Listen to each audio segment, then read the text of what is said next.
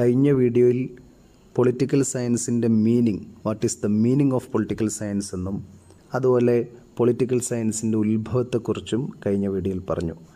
ഈ വീഡിയോയിൽ നമ്മൾ പറയുന്നത് definitions of political science, political സയൻസിനെ കുറിച്ചുള്ള ചിന്തകന്മാരുടെ നിർവചനങ്ങളെക്കുറിച്ചാണ് ഈ വീഡിയോയിൽ നമ്മൾ പറയുന്നത്.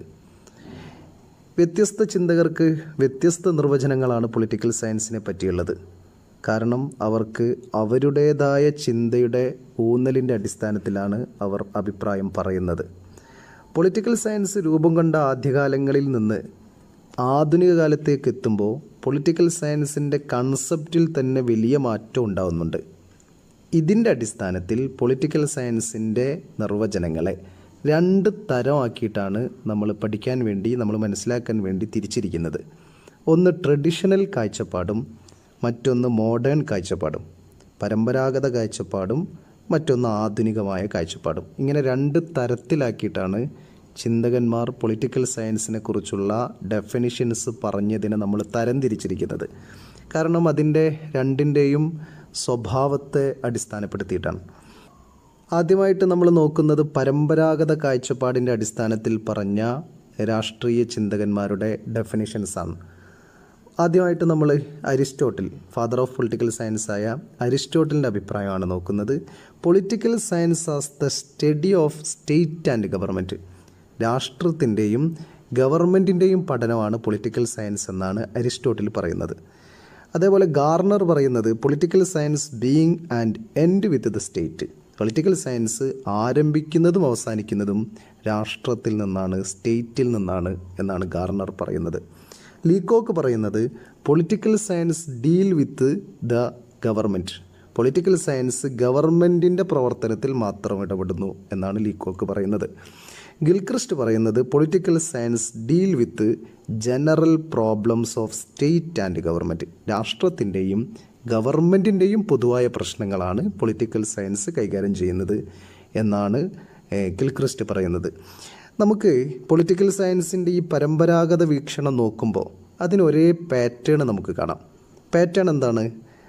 പലപ്പോഴും ഔപചാരിക രാഷ്ട്രീയ സ്ഥാപനങ്ങളെയും രാഷ്ട്രീയ ഘടനകളെയും കുറിച്ചുള്ള പഠനത്തിനാണ് ഈ പരമ്പരാഗത വീക്ഷണം ഊന്നൽ നൽകുന്നത്.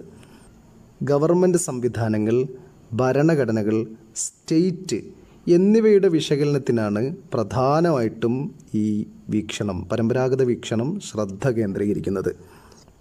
പ്ലാറ്റോ, അരിസ്റ്റോട്ടിൽ, സോക്രട്ടീസ് തുടങ്ങിയ ക്ലാസിക്കൽ രാഷ്ട്രീയ ചിന്തകന്മാരുടെ അഭിപ്രായത്തിനാണ് അവിടെ പ്രാധാന്യമുള്ളത് എന്നതാണ് ഈ പരമ്പരാഗത വീക്ഷണത്തിൻ്റെ പ്രത്യേകത. രാഷ്ട്രീയ വ്യവസ്ഥകൾ എങ്ങനെ ഫലപ്രദമായി പ്രവർത്തിക്കണം എന്നതിനെക്കുറിച്ചുള്ള മാർഗനിർദ്ദേശം നൽകാൻ ശ്രമിക്കുന്ന പരമ്പരാഗത വീക്ഷണം കൂടുതലും മാനദണ്ഡപരവും നിർദ്ദേശപരവുമായിരിക്കും. ഈ രാഷ്ട്രീയ വ്യവസ്ഥകൾ എങ്ങനെ പ്രവർത്തിക്കണം എന്നതിനെക്കുറിച്ചുള്ള കുറേ മാനദണ്ഡങ്ങളും നിർദ്ദേശങ്ങളുമാണുള്ളത്. ഏതായാലും ഈ പരമ്പരാഗത വീക്ഷണം രാഷ്ട്രത്തിൻ്റെയും ഗവൺമെൻറ്റിൻ്റെയും പഠനം എന്ന നിലയിലാണ് പ്രധാനമായിട്ടുള്ളത്. It is the study of government and state, state and government, ഇതിനാണ് വളരെ പ്രാധാന്യം കൽപ്പിക്കുന്നത്. അപ്പോൾ പൊളിറ്റിക്കൽ സയൻസ് എന്ന് പറയുന്നത് it is the study of state and government. ഇതാണ് ഈ പരമ്പരാഗത കാഴ്ചപ്പാടിൻ്റെ പൊളിറ്റിക്കൽ സയൻസിനെ കുറിച്ചുള്ള അവരുടെ നിലപാടെന്ന് പറയുന്നത്.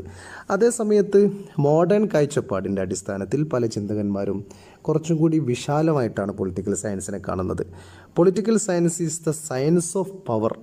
പൊളിറ്റിക്കൽ സയൻസ് എന്ന് പറയുന്നത് പവറിൻ്റെ, അധികാരത്തിൻ്റെ ശാസ്ത്രമാണ് എന്നാണ് കാറ്റ്ലിൻ പറയുന്നത്. അതേപോലെ political science as the study of sharing and shaping of power, അതാണ് ലാസ്വെൽ ആൻഡ് കപ്ലാൻ പറയുന്നത്. ഇങ്ങനെ പൊളിറ്റിക്കൽ സയൻസ് എന്നത് അധികാരം പങ്കിടുന്നതിനും രൂപപ്പെടുത്തുന്നതിനുമുള്ള പഠനമാണ് എന്നാണ്. മറ്റൊരഭിപ്രായം political science is the study of influence and influential, സ്വാധീനത്തെയും സ്വാധീനമുള്ളവരെയും കുറിച്ചുള്ള പഠനമാണ് പൊളിറ്റിക്കൽ സയൻസ് എന്നാണ് ഹറോൾഡ് ലാസ്വെല്ലൊക്കെ പറയുന്നത്. ഡേവിഡ് ഈസ്റ്റൻ്റെതാണ് പൊളിറ്റിക്കൽ സയൻസിലെ എക്കാലത്തെയും പ്രധാനപ്പെട്ട ഡെഫിനിഷൻ. പൊളിറ്റിക്കൽ സയൻസിനെ കുറിച്ചുള്ള ഏറ്റവും പ്രധാനപ്പെട്ട ഡെഫിനിഷൻ ഡേവിഡ് ഈസ്റ്റൻ്റെതാണ്.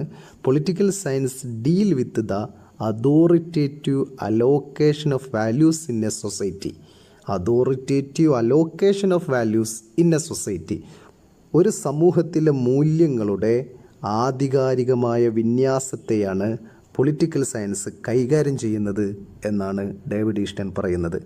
അതുപോലെ political science deal with power, rule and authority. പവറിനെക്കുറിച്ചും റൂളിനെക്കുറിച്ചും അതോറിറ്റിയെക്കുറിച്ചുമൊക്കെ കൈകാര്യം ചെയ്യുന്ന ഒരു ശാസ്ത്രമാണ് പൊളിറ്റിക്കൽ സയൻസ് എന്നാണ് റോബർട്ട് ദാൾ പറയുന്നത്.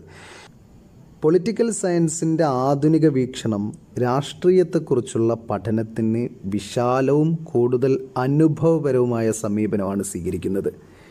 രാഷ്ട്രീയ സ്വഭാവം, അന്തർദേശീയ ബന്ധങ്ങൾ, പൊതുനയം, സാമ്പത്തിക ശാസ്ത്രം, സംസ്കാരം, സാങ്കേതികവിദ്യ തുടങ്ങിയ വിവിധ ഘടകങ്ങൾ രാഷ്ട്രീയത്തിൽ ചെലുത്തുന്ന സ്വാധീനത്തെയാണ് ഈ ആധുനിക വീക്ഷണം വിശകലന വിധേയമാക്കുന്നത്. സമകാലിക രാഷ്ട്രീയ പ്രശ്നങ്ങൾ മനസ്സിലാക്കുന്നതിനാണ് ഇവിടെ പ്രാധാന്യം കൽപ്പിക്കുന്നത്. ആധുനിക വീക്ഷണം രാഷ്ട്രീയ പ്രതിഭാസങ്ങളെ കൂടുതൽ ശാസ്ത്രീയവും മൂല്യവത്തുമായ രീതിയിൽ വിവരിക്കാനും വിശദീകരിക്കാനും ശ്രമിക്കുന്നു. ആധുനിക കാലത്തെ രാഷ്ട്രീയ ശാസ്ത്രത്തിൻ്റെ കേന്ദ്ര വിഷയമെന്ന് പറയുന്നത് പവറാണ്.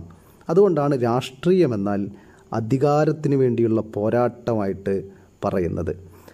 ഇറ്റാലിയൻ രാഷ്ട്രീയ ചിന്തകനായ നിക്കോളോ മാക്കിയവെല്ലിയാണ് തൻ്റെ പ്രിൻസ് എന്ന പുസ്തകത്തിലാണ് പവർ എന്ന ആശയം പൊളിറ്റിക്കൽ സയൻസിൽ ആദ്യമായിട്ട് സംഭാവന ചെയ്യുന്നത്. അതുകൊണ്ട് തന്നെ അദ്ദേഹത്തെയാണ് ആധുനിക പൊളിറ്റിക്കൽ സയൻസിൻ്റെ പിതാവായിട്ട് മാക്കിയവെല്ലിയെ പറയുന്നത്.